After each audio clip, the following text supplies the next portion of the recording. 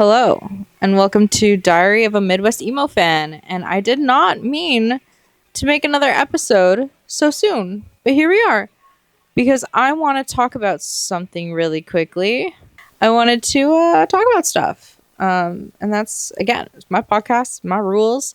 Each season is going to be broken up into, like, the first month I started this, like, monthly kind of updates. So everything that happened in 1 month is going to be in one season, which makes me feel better about, like, if I want to record 2 times a week, 3 times a week, I can if I want. And then there's just more content in that season specifically. And it's a good way for me to, like, look back and see all the growth that I've done over the years. So I think that's how I'm going to do it. In terms of, like, episodics, laying it all out on the platforms and whatever. This is my ramblings about how I'm going to run my podcast, so you guys don't necessarily need to hear. But guess what? We're talking about modern baseball again. I know. Move on from modern baseball. I don't know what to tell you. There's a lot I want to talk about in this episode. Specifically, a recent interaction that I had with trying psychedelics for the first time. And that's kind of what I wanted to dive into. How it felt, how it made me feel afterwards, how I've been handling the emotions since the last time. Because spoiler alert, I did it more than once, but less than 3. So do the math on that one. And I'm also going to talk about modern baseball and how it relates to that story. And I just want to really put it out there and say, like, I really appreciate Holy Ghost a hell of a lot more tonight than I ever could have before. I watched the modern baseball documentary. I don't know how I didn't know it existed until like 3 days ago. I didn't know that was a thing. No one told me. But fantastic story about how the guys met. Fantastic story about I've been friends for years and all that. And I love that they included, again, like I've said this before, they're a big family. I love that they included, the people that help them record and mix and take their photos and tour and manage their tours, just one big happy family. And I love that about them. But the way they talked about Holy Ghost, from start to finish, about how it started, with Jake writing songs about his, like, grandpa, and then, like, Bren being open and honest out there about his depression and mental illnesses. And it was just like, there was a reason why I loved Holy Ghost so much, and that was it. That was the reason. That was the reason why I appreciated it for what it was, because, like, it just really hits home for me in terms of, like, the lyrics and the emotions run through it, and, like, you can kind of tell a little bit through the music that they're less about girls in Holy Ghost as a whole. So, like, kind of feels like they're growing up and experiencing new types of emotions, and it's really good to see that from them. And I appreciate everything Holy Ghost is, and that I've been saying for the past, like, little while that's like my favorite modern baseball album. And I know that that's not a popular opinion, and people are going to have their own opinions on what they think their favorite modern baseball album is, but it's really just the emotions that invokes in me every time I listen to Holy Ghost versus any of the other albums as a whole, right? The only other album / EP that I would say that I think is better than Holy Ghost is the Mobo Presents with Thrash Particle on it and all that. Incredible, absolutely incredible little EP. Beautiful. But I'm going to stop rambling about modern baseball and ramble about the psychedelic experience that I had. Because I want to talk a little bit about it. And I want to also kind of tie it back into modern baseball, right? So, yeah. So, like, April, May, I was having a really, really, really rough time dealing with life, right? Really, really hard time. And I really didn't know what to do. And I started hanging out with someone kind of like end of May, and they almost were like this, I don't know how to put it, but they were like just someone I needed to meet at that moment in time, and it's just like looking back on it, it's like we didn't meet at the end of May. We met in like February, and then we started hanging out like end of May a lot more frequently. And I'm never gonna forget that, because I think that was kind of the rolling start of everything. Not that necessarily, I think, just you look back far enough, it's like it all started when you were born, but like there's like a specific moment that I can really pinpoint to when, even though it was through my hardest time, I can still recognize where, like, oh, that was kind of where everything changed, like I have that moment, that thought about a specific moment. Me and this friend were hanging out like kind of end of May, right?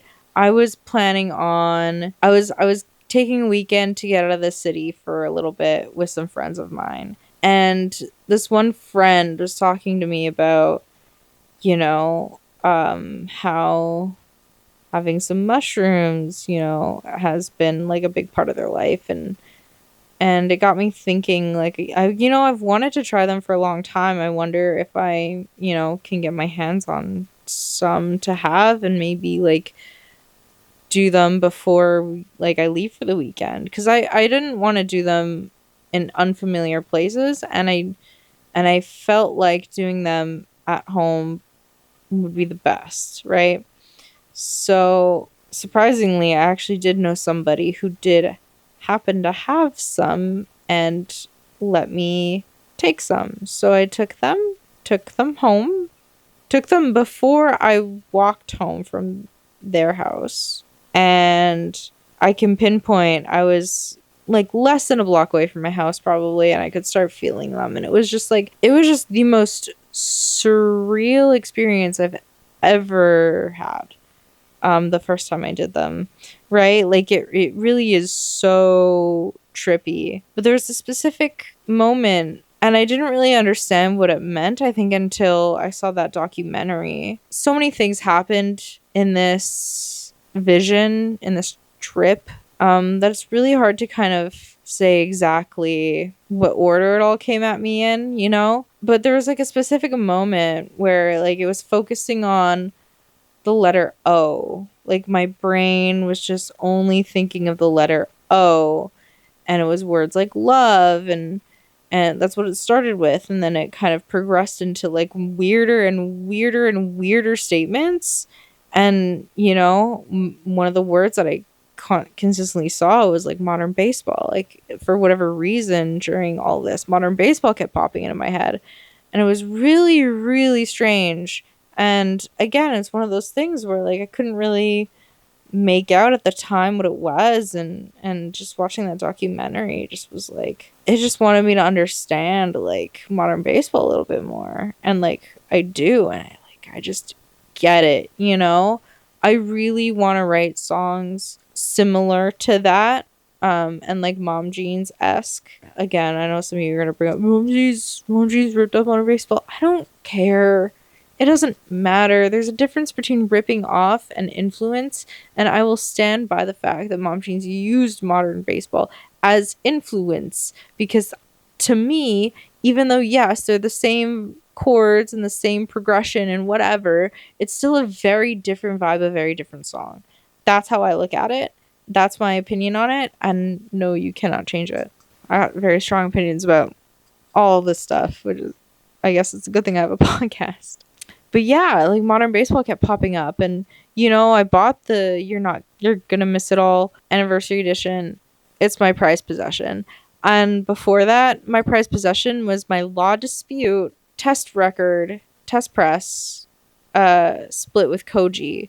So that's kind of a big step to take over, and like this is just a regular ass anniversary edition. There's nothing special about it at all, but it's now my prized possession because of how much modern baseball means to me. I am convinced to this day that I can pinpoint when I realized I liked modern baseball, and that moment kind of saved my life in a way. That's a big thing to think about, you know? And it's just like music is so strong. Music is really like it's there for you. It's just always there for you. There'll always be a song that you'll relate to in one way or another. And there's a million in every genre, you know? Like, and that's what's so beautiful about it is like music is just kind of a universal language. Like today I was at a show and it was like an indie pop whatever band opening for like a hardcore band, you know? It was pretty crazy. The crowd itself wasn't that crazy. Like we weren't pitting or anything because it was just at a very different venue than like normal shows like that are. We were on a rooftop, which was kind of funny. It's just the lineup was like kind of very unexpected, and I didn't know what to expect from the opening band. And what I got was, I don't think what I was expecting, but it was definitely better than what I was expecting. But anyway, it was just like cool to get out and like experience that and see something different and just like, I don't even know what the point of me bringing that up was. But I don't know, man. Something about modern baseball. I just want to play music with some pals, you know, but we need a guitarist. It's really hard to find one because all the guitarists that I want to play with are already in like 2-3 other projects, and everyone else I've asked has said no. So I don't really know what to do. But it's okay. It's okay. One day I'll be playing songs. I could just learn how to play guitar and just do that. But I would feel much more comfortable playing bass and doing the vocals. I don't think I'd be able to play guitar and do vocals at the same time. Well, ideally I would just do vocals, but I'm not picky. You know, it is what it is. But playing in a Midwest emo band would be so much fun. And like I have so many songs written already. I just need a guitar. So I had this like crazy trip, right? When I was taking these psychedelics. And there's a lot I had to think about after that. And like getting out of town kind of let me dissociate from my real life a little bit. And not necessarily not self-reflect while I was there. I, of course, was self-reflecting everywhere I fucking went because it's just who I am and how I operate. But it was especially different just doing it outside of your home and like on the road, and you have a lot to think about. And you know, you're driving down the highway, you know, between provinces, and you know, you got 8 hours between cities to think. So it really put me in a different headspace, one that I don't think I was expecting. I was really down in the dumps for a while, and then the opportunity came around to try these things a second time. And I said, you know what? I was thinking I might not have survived the night. So what's the worst that can happen? I know that's really sad to hear, but unfortunately, that's kind of what I was thinking about that exact night. Something about that night was just really, really off until I had some shrooms and saw some people, and I had a really emotional night that night. That was where I kind of clicked and everything started to make sense. And the more I've lived life for myself, the more things I've been able to recognize and realize that kind of my first trip was about my second trip. And it's just very, very interesting to think about. I had a feeling that that's kind of what the experience was, but you know, without having the context of the second experience, you don't really understand what the first experience is, right? Because you're just like what is happening, you know? And then your friend goes, well, is it the future? And you're like, it felt like some kind of alternate reality. No, it was kind of the future in its own weird, twisted sense. And I'm putting another piece of the puzzle together literally right now in my head. So that's really funny to me that that's still happening.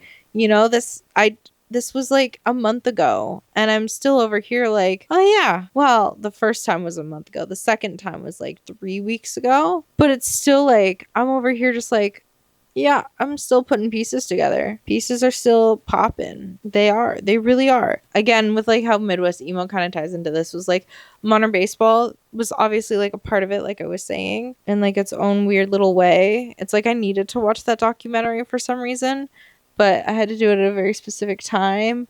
And like that, I don't know, just it's this weird feeling. But it was a really good, like they did a really good job with that documentary. It really provoked all the emotions that that Holy Ghost, I think, does, but like it kind of amplifies them because now you have a little bit of context and backstory about what the songs are about and everything, and you get like a little more thought about like, oh, this is what they meant when they said that in the song. It's such a beautiful friendship that modern baseball has, and it's a beautiful band, and it's a beautiful relationship that, you know, Jake and Bren and Ian and Sean all had with each other. And like, man, it's so precious to think about, you know? I'm not saying I don't have a friend group like that. I think I'm like kind of developing a friend group like that. And like, you know, I would do anything for the friends that I do have, right?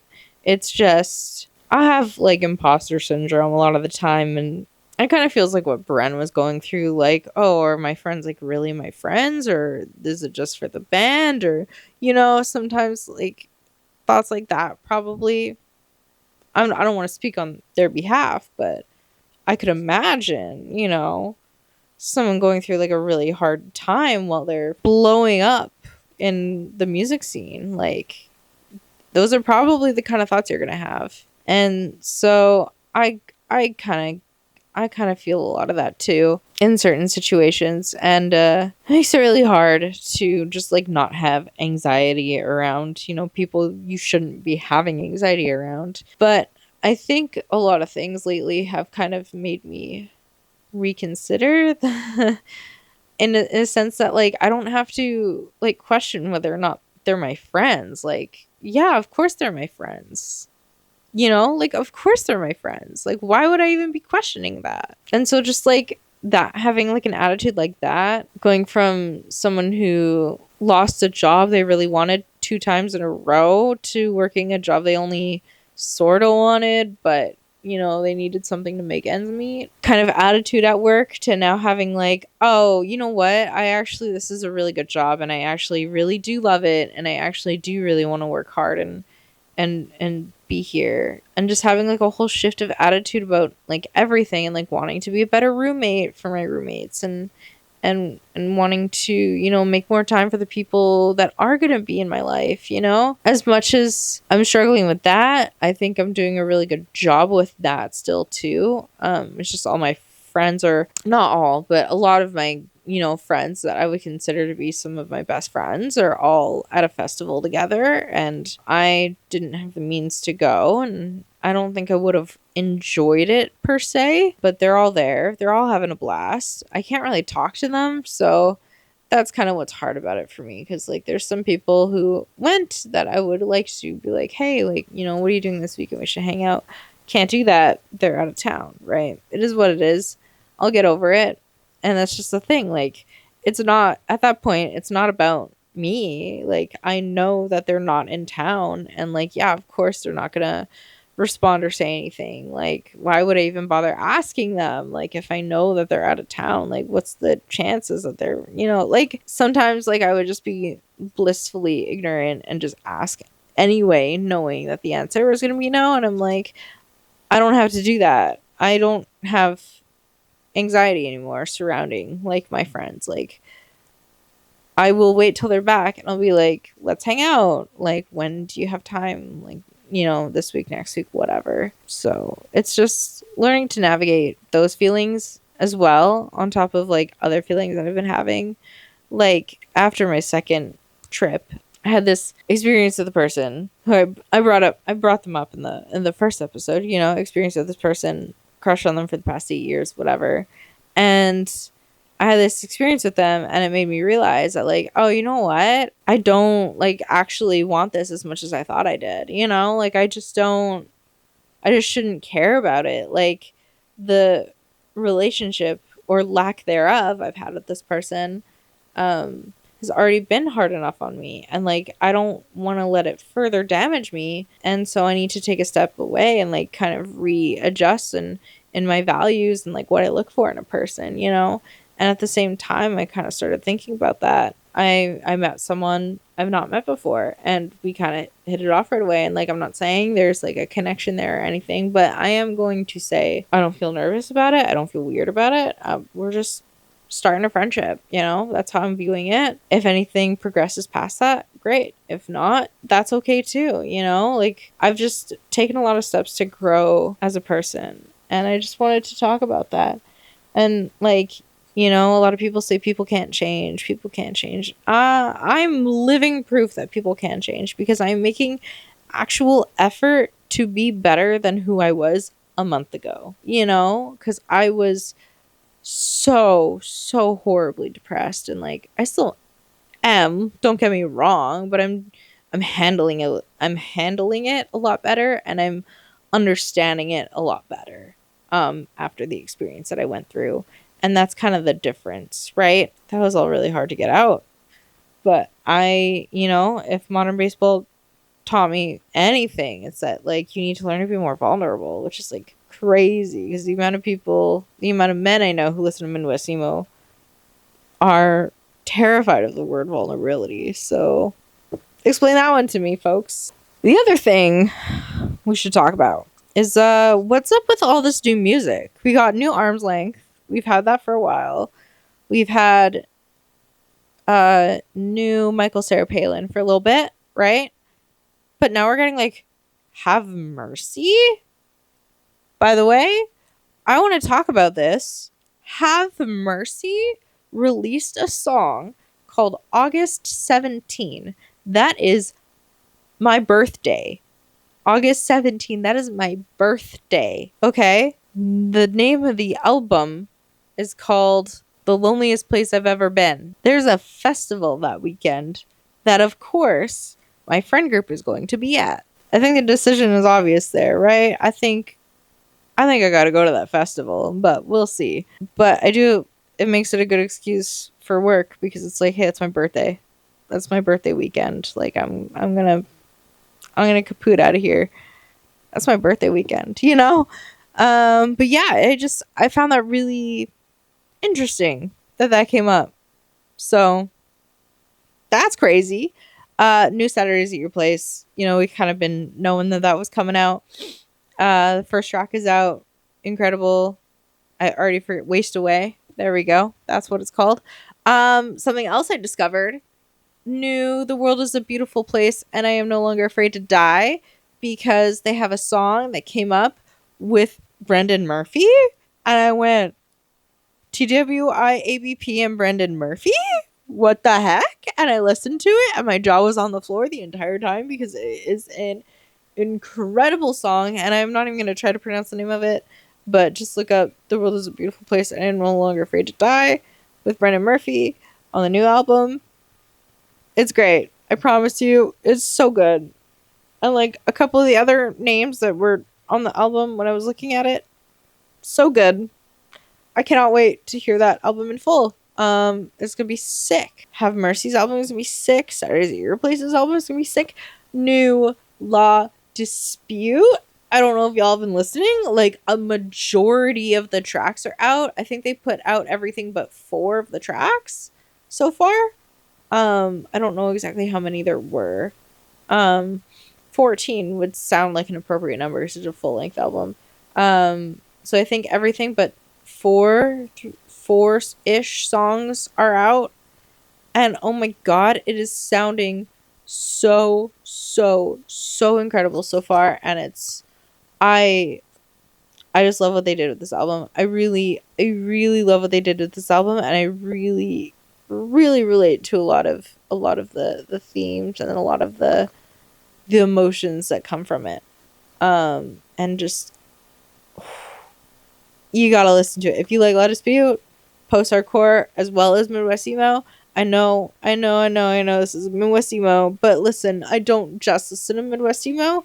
I listen to hardcore, I listen to post-hardcore, I listen to Midwest emo, and I listen to some pop punk. But that's pretty much the extent of it. So, but that's some crazy news. New Bill Murray, that's another one too. Yeah, new Bill Murray, sounded pretty good too. Sounded pretty lit. legitimate too. There was new Belmont. I haven't had a chance to listen to that yet either.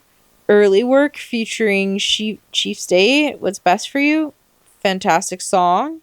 That put me on to Early Work because I had no idea who they were before that. So good job, Chief State. Keep working with some incredible bands. Hearing from Chief State in 2025? That's awesome. That's so sick. I'm happy about that. This episode definitely started off a little heavy. Sorry about that. But we're in a chill place now. And this is what this is for. You know, I need to yap about my shit. I need to yap about what's going on in my life. I need to yap about psychedelics that I took. I need to yap about all kinds of stuff.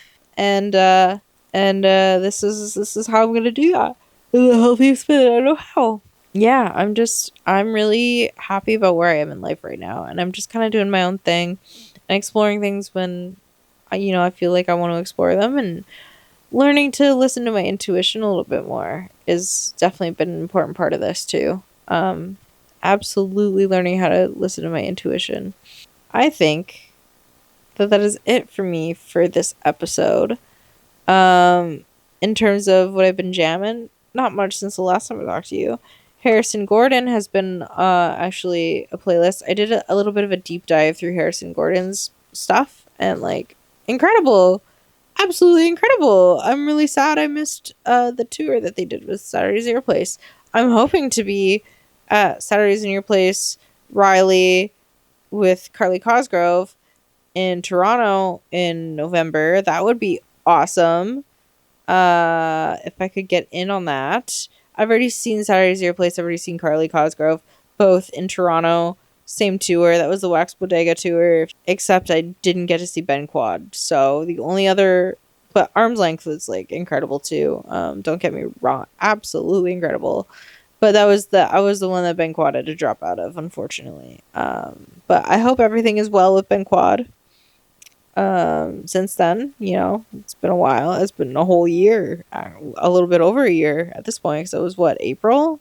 And then getting to see Riley is going to be a huge one for me because I've just been jamming them like crazy. I'm taking a little bit of a break from listening to Riley, but I'm still utterly obsessed.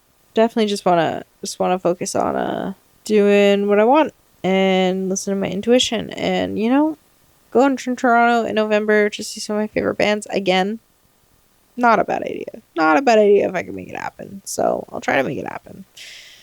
We'll see. We'll see how that goes. We'll see how she goes. But Harrison Gordon, Kirby Downbeat, incredible standout. Exerden. I don't know how to say it. Also another incredible standout. I made a TikTok to that one because I really resonated with it at the time and the place that I was. I don't think I have anything else to say after that. I think I yapped y'all's ears off about what I've been up to.